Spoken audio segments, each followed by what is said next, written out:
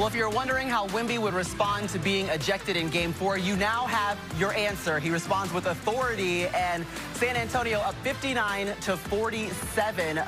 Here's your game you can trust, presented by American Express, and Wemby is the first player this postseason to have 20 points and 10 rebounds in the first half, and he's got 21 and 11. I mean, the first 6 minutes, we looked up, he had 16 points and 5 rebounds on 6 of 8 shooting. He went 2 for 3 from 3, so we should have known that this is exactly what we were going to get at halftime. Welcome back inside the studio, Maria Taylor, alongside the Hall of Famers, Tracy McGrady, Vince Carter, and Carmelo Anthony. And let's get straight to what we saw Wemby do, really making a statement in that first half. And a statement is what he was doing, and I think he was motivated, but I hope he understood that they were going to come after him, and he responded. How did he respond? He said, I have you on Wemby Island. I'm going to get into the paint, half spin, show you the ball, the T-Mac show with the ball. Step through here. I get into my bop, show it, with the left finish. And here's another one, just getting into the paint with the in and out, recognizing the double team, and respace like a guard. Catch and shoot, hold it. And not only is he on fire, flex on a big fella. Showing, I'm about that. You know, he came ready to play today. And we knew that. Yeah. We knew that was going to be the case. Sure. And on the other side, we knew he had to keep his composure, and Minnesota was going to test him, and we're seeing it, pulling him, pushing on him. They're poking him. Just whatever they can to see how he responds to it. Yeah, 18 of his 21 points came in that first quarter. Like VC was talking about, the statement was certainly early for him. Let's also talk about the other side. On the pregame show, we talked about Julius Randle, and you wanted to see more from him, T-Mac. Usa. What have you seen so far in the first half? I said it calmly, so you could be calm. Usa. We need Julius Randle to be Julius Randle. And Mel was like, you know, what Julius Randle going to show up? Well, the one that showed up the previous 3 games where he scored 12 points. We don't need him. We need game 1, Julius Randle. And these are bailout shots. Y'all are not making threes. Ant-Man is on one leg, your best player, and he's putting forth effort in this series. Well, you the next guy up, Julius Randle. What are you going to do about that? How are you going to help your teammate, your superstar player? Because you have that ability, and that's being aggressive, right? Getting downhill, making a mark on this series. And we haven't seen that since game 1. And this team needs you. Nobody's really playing well, right? Yeah. And they should be encouraged, because you're only down 12 points after not having a not-so-good first half. But Julius Randle, my guy, you have that ability. You have that skill. It's a mindset. Put your imprint on this second half, young fella. Let's talk about more ways he can do that, Melo. Let's go. Now, we watching the game, so I understand where Mac is coming from, and this is something that he's been talking about throughout this whole playoffs, and this series in particular, of how you implement yourself into the game. You can't wait and allow Ant to just figure it out for everybody else. Julius, you have to go get it. You have to assert your dominance inside the paint. Wemby being back alters that, right? Because last game, they was attacking the paint. They had a major paint presence. This game, they don't. So now you got to figure out other ways to get yourself going, get easy baskets. Go get some offensive rebounds, get out in transition, set some picks, pop, roll. I think you have to figure this out mentally. Yeah, post up below the free throw line, man. Get the ball at the elbow, right? Like, there's so many areas you could operate on the floor. And when Wemby is out of the game, please take advantage of that. It's go time, Well, listen, Julius Randle, 21 points in game 1. He has had 3 straight games with 12 points. He's halfway on his way to 12 with just 6 so far in this half. But Anthony Edwards doing all he can, just 8 points in that first half. Still plenty more to play in this one. Antonio trying to go up 3-1 in the series. Unnecessary and excessive contact by Wembanyama. Wembanyama is out of this game. This defense is suffocating. This is a terrible quarter for the Timberwolves. All the eyes are on 5. It has to be that guy, the Ant-Man. Game 4 to the Timberwolves. We just had to play hard, and I had to just take it upon myself to try to get us a win. This Spurs-Timberwolves series is playoff basketball at its best. It's not always the best basketball. See Minnesota's blowout loss in Game 2, but it features some nastiness and the drama of yesteryear. We've got stars in Wemby and Ant-Man. We've got flying elbows. And most importantly, we've got a best-of-3 ahead with Game 5 tonight. Justin Tinsley has more on this matchup. Any real playoff basketball watcher embraces the beauty of a Game 5 and a series tied at 2. There's a blissful paranoia that comes along, one only a 7-game series can birth. We know how consequential Game 5s are when a series is all tied up. Wolves Spurs' true depth lives far beyond the box score. One is a team threatening Western Conference supremacy, the other aiming for its 3rd consecutive conference finals, but in search of what June basketball brings. And takes the handoff, rises up, and gives the Wolves the lead! And in 2026, it's 2 teams led by superstars of the highest regard in Victor Wembanyama and Anthony Edwards. 2 superstars from 2 different backgrounds and 2 different ways of life. And 2 superstars who seem poised to wage postseason battles for the rest of their careers. The best start-to-finish playoff game we have seen in any series in the postseason. There have been blowouts and elbows. The animosity isn't growing. It's on vacation here.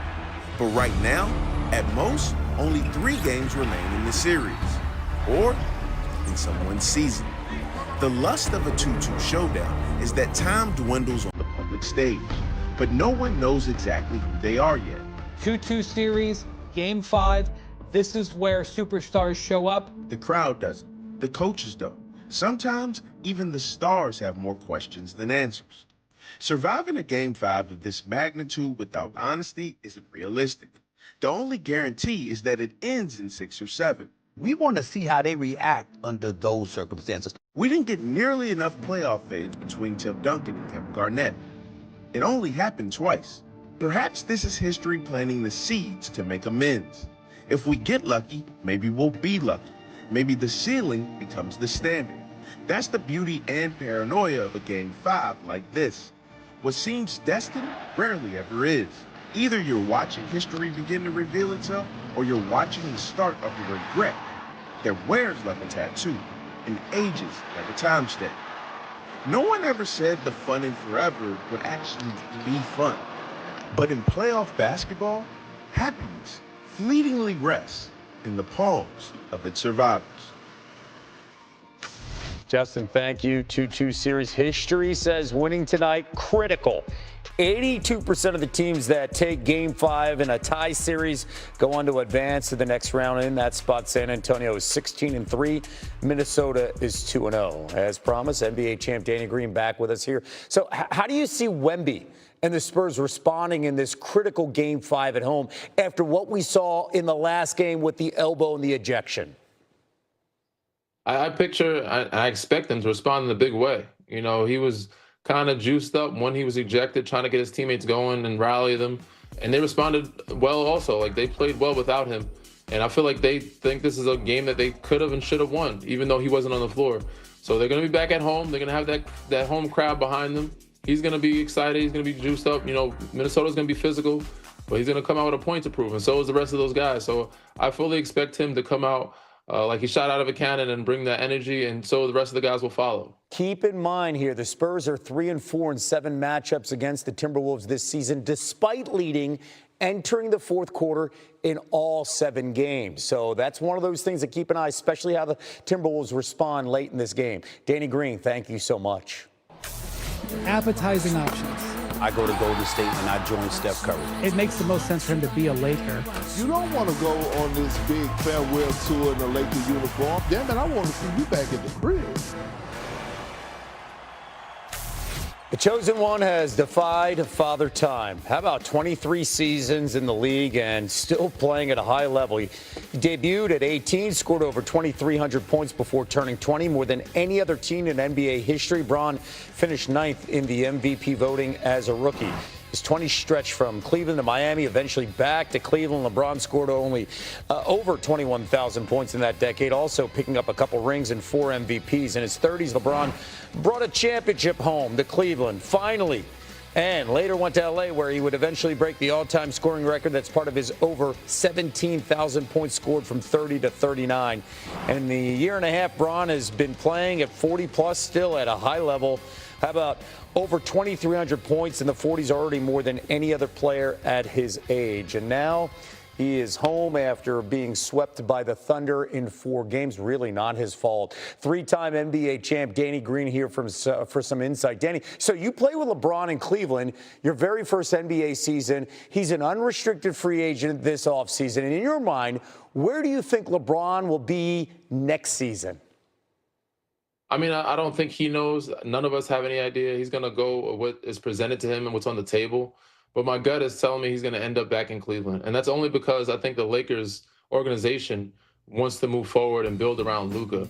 And, I mean, I think they want to keep LeBron James, and I think his heart wants to be in L.A., but they don't have enough money to keep him and company and Austin Reeves and Rui Hachimura. Like, they have some of the best free agents on their roster right now. So if they want LeBron James at a discount, which I don't see him taking that big of a discount, rightfully shouldn't because of his production, even at 40 years old. He's one of the best players in the world. I just don't see them offering that type of contract, and I think Cleveland will kind of give him whatever he wants. And by the way, availability. I mean, he showed up every single night, especially in the postseason, and he made $52 million this past season. All right, you brought up Cleveland. Let's go there now. Donovan Mitchell got off to a slow start with only 4 points in the first half last night before exploding for 39 in the second half of the Cavs' Game 4 victory to even their series with the Pistons. Mitchell's 39 points, tied for the most points in any playoff half in NBA history with Sleepy Floyd shout out for the Warriors in 1987. Danny, you had Cleveland winning this series. After last night's win, how do you feel about the Cavs advancing now that it's a 3-game series and they are tied at 2 apiece? I'm not as confident as I was to start the series. They haven't been a great road team. They've been struggling. Night and day. Donovan was great for them the other night in the third quarter. So I don't know. And it's unfortunate they don't have home court advantage. And for them, they need it because they're not the same team. You know, the turnovers, James Harden, the others, you know, we know it's kind of a thing, right, where home crowd gets a +4 advantage or support from your fans. But you can't be this bad on the road. So watching how they perform on the road, I'm not that confident that they'll get out of this series as I was before the series started. But I think this will go 7, and Game 7 might be a toss-up. They might be able to get that first road win in Game 7. Yeah, Game 5 is tomorrow night on ESPN in Detroit. Keep in mind, Cleveland now 6-0 at home, 0-5 on the road this postseason. Danny, thank you so much.